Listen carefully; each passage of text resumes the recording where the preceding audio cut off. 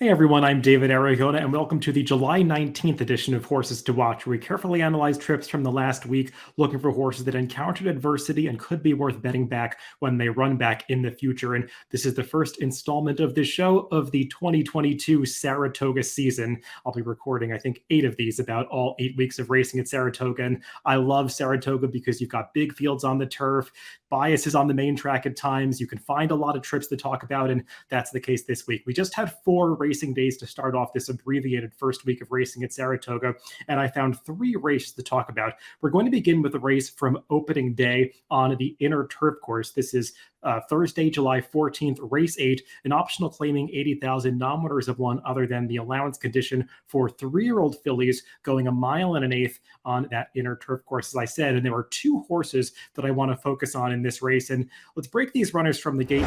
Take note, there's a lot going on in the opening quarter mile. We're going to focus on the number 6 and 9. The number 6 is Customerless in those white and red Klarovich stable silks. The number 9 is Candy Light in those yellow silks towards the outside. Focus on Customerless, the number 6 first.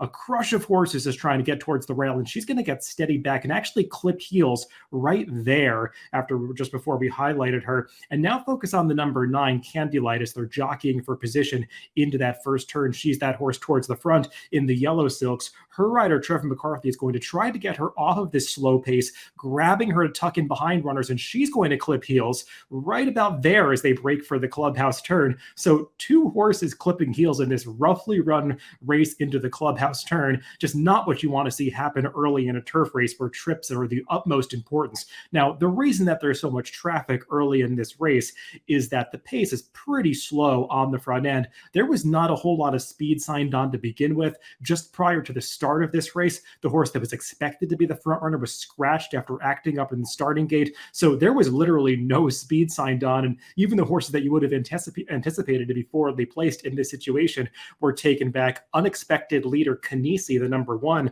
lands on the front end through some very slow fractions, and she's going to take this field from gate to wire, leading all the way. But I do want to focus on these 2 horses that I think were compromised by their trips. You see on the rail in mid-pack in those Klarovich silks, the number 6 Customerless has advanced a little bit under Irad Ortiz. He's trying to do the right thing by saving ground, moving up when he has a chance, but she's just too compromised by the pace. From this point on, though, I want to focus on the number 9, Candy Light. She's that horse in the yellow silks.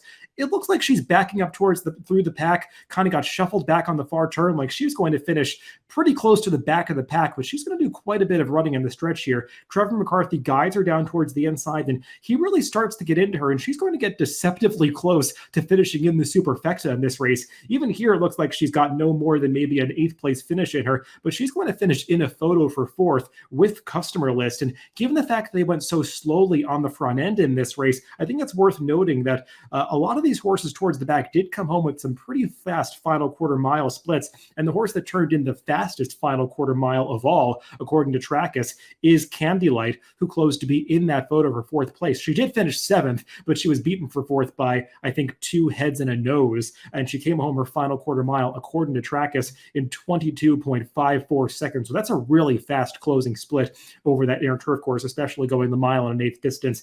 I think she's a horse getting back on turf in this start for Graham Motion that did show some subtle improvement, just nothing worked out for her. And similar for Customerless, you don't want to see your horse clip heels so early in the race. She didn't have much of a kick through the stretch, but I think the pace in that early trouble had a lot to do with it. So races like this, you can watch and find quite a few trips. And I think if you really dig and focus on each runner, you can find some hidden trips in these races and horses that you might want to bet back in the future.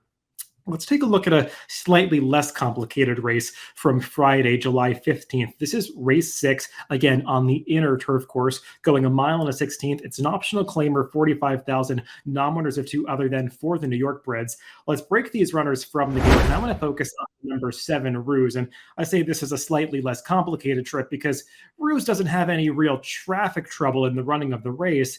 It's just the way that this race unfolded from a flow standpoint. He wasn't really in the right position because this is a pace that is going to fall apart. They go much quicker on the front end in the race that we just talked about. You see a few horses vying for position. The field is going to get a little bit more strung out, and 4 horses vying for supremacy heading into that clubhouse turn. One's going to back out of there, but on the outside, that horse in their red and yellow silks, Ruse, is going to wind up chasing these 2 leaders 3 wide the entire way. And if you look up this race in Timeform USPPs, which I advise people do if you have access, that the pace figures for this race, all of them are color-coded in red, which indicates that this was a pace that was really fast. You can see that in the fractions, 23-2 for the opening quarter. They're going to go 46 and change for the half mile.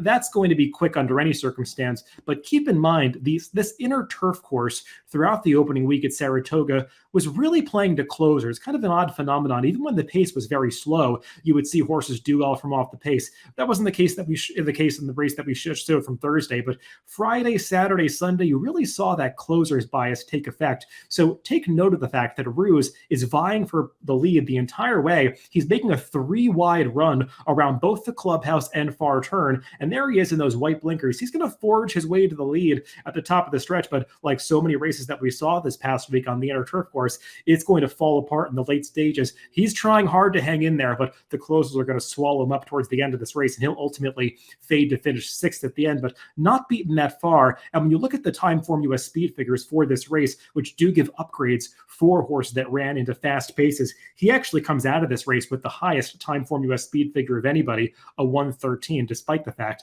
that he finished off the board in 6th.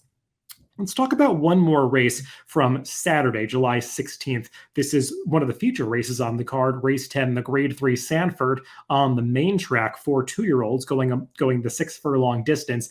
Let's break these runners from the gate. Seemed like a really strong edition of the Sanford coming in, a field of 12 signed on, and take note of the number 10, Roman Giant, who was one of the long shots in this race. That's him highlighted towards the back of the pack. It's pretty hard to see on the pan, but if you want to, for yourself, to go look at the head-on shot of the start of this race, this horse stumbles pretty badly coming out of the starting gate, and that's why he finds himself towards the back of the pack. His rider, Jose Lezcano, after that, tries to make up the lost position by advancing down the backstretch, but he's going to be running up into a ton of kickback in traffic as they move for the far turn. And I do want to talk a little bit about the kickback situation on the main track at Saratoga for this opening week.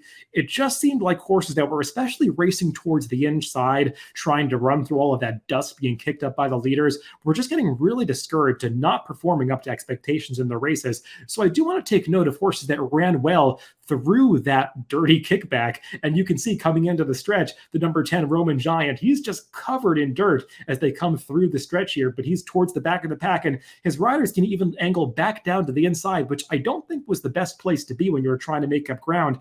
But given the fact that this race really didn't feature a very fast early pace, it was actually pretty slow on the front end, and the horse that won the race was up there the entire way. I want to give some credit to a horse like Roman Giant for making up some ground through the stretch. He ultimately finishes 7th in this race, splitting the field, but I think he did a lot more running than that final finishing position would indicate. This was one of the most experienced members of the field coming in. He had already had 4 starts under his belt, but just felt like one of these Steve Asmussen runners that wasn't really cranked up for his first few starts at Churchill Downs. He's really been figuring things out with experience, race by race, certainly got a lot of experience out of this Sanford that we just saw. So I think he's one that's a candidate to take a step forward next time out. He's a big, strong son of Carpe Diem, one that I think is ultimately going to relish some added ground. So just a horse that I think ran a sneaky good race in a pretty salty edition of the Sanford that we saw this past weekend. So those are all the horses to watch for this week. We're recording this on Tuesday. I usually do them on Wednesdays. We're going to do these one day earlier each week, so it's on a dark day during the entire 8-week stand at Saratoga. So make sure to catch these future episodes of Horses to Watch on upcoming Tuesdays. And if you want to follow these horses moving forward, you can add them to your horse watch on DRF.com. Just add them to a list and you'll get email notifications when any of these horses run back in the future. Thanks for watching this week.